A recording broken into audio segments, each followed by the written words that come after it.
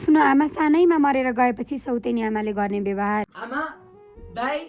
Mummy हजुरको सौतेलो छोरा आयो। आमा, किन दाइले जहिले हेपेर बोल्नुहुन्छ मसँग? त्यही त यसो विचार गर्छु यो केटोले जहिले भाइलाई डकिरहेको हुन्छ।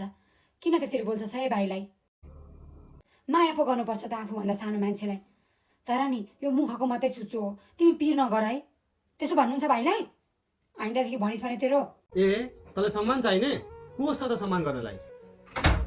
आमा, बिहान पनि घाँस काट्न गएको थिएँ, आउँदाखेरि भातै पाकेको थिएन र त्यत्तिकै स्कुल गएँ। आमा, धेरै भोक लागिरहेछ, भात दिनु न। होइन त्यसलाई खाना पकाउनु कसले भ्याउँछ हौ? हामीले खाएर राखेको धन्दा माझ अनि खुरुक्कन आफै खाना बनाएर खा जा। होइन, यो केटोले आफ्नो भाइलाई कति हेपेको हो। किन यसरी बोलेको? आफ्नो भाइलाई त्यसो भन्छन्? त्यसो भन्नु हुँदैन। बाबु, हामीले खाना पकाएका थियौँ, खाइसक्यौँ, तर पनि तिमीलाई म खाना पकाइदिइहाल्छु नि, भोकै राख्छु होला त आफ्नो छोरालाई। जा अब एक पेट खानाको लागि त मैले पनि काम गरेकै छु नि आमा। त्यही पनि दाइले मलाई जहिले यस्तो किन गर्नुहुन्छ? ओइ मेरो कालु, चित्त दुखाएको? आफ्नो दाइले भन्नु भनेर चित्त दुखाउने हो त? आफ्नो दाइसँग पनि रिसाउँछन् कोही? यो त मुखको चुच्चो मात्र हो। म तिमीलाई माया गरिहाल्छु नि। तिमीलाई र यसलाई मैले केही छुट्याएकै छैन। मैले आफूले जन्माएको छोरो जत्तिकै माया लाग्छ तिम्रो।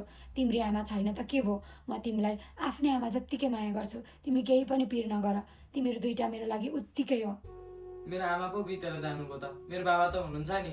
अनि जति दाइको बाबाको सम्पत्तिमा हक लाग्छ त्यति त मेरो पनि लाग्छ नि, होइन र आमा? दाइ र म एउटै बाउको सन्तान हुँ। मेरो आमा पो बितेर जानुभयो त।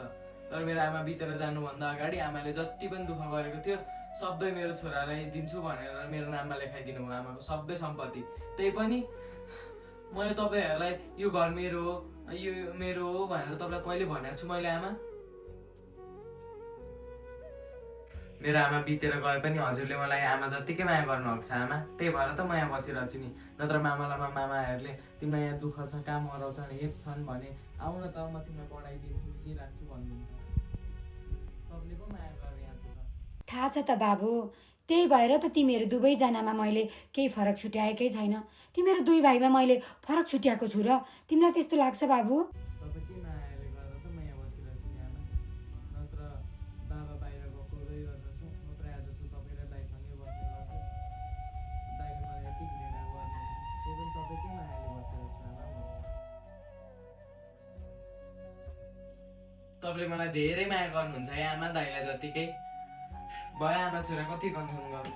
म फटाफट भाँडा माझेर खाना बनाइहाल्छु है आमा। भाइलाई चाहिँ पाइँदैन भन है त। भाइलाई भनिस् भने मलाई मन पर्दैन। ए साँच्ची आमा, तपाईँ पनि केही खाने बनाइदिउँ?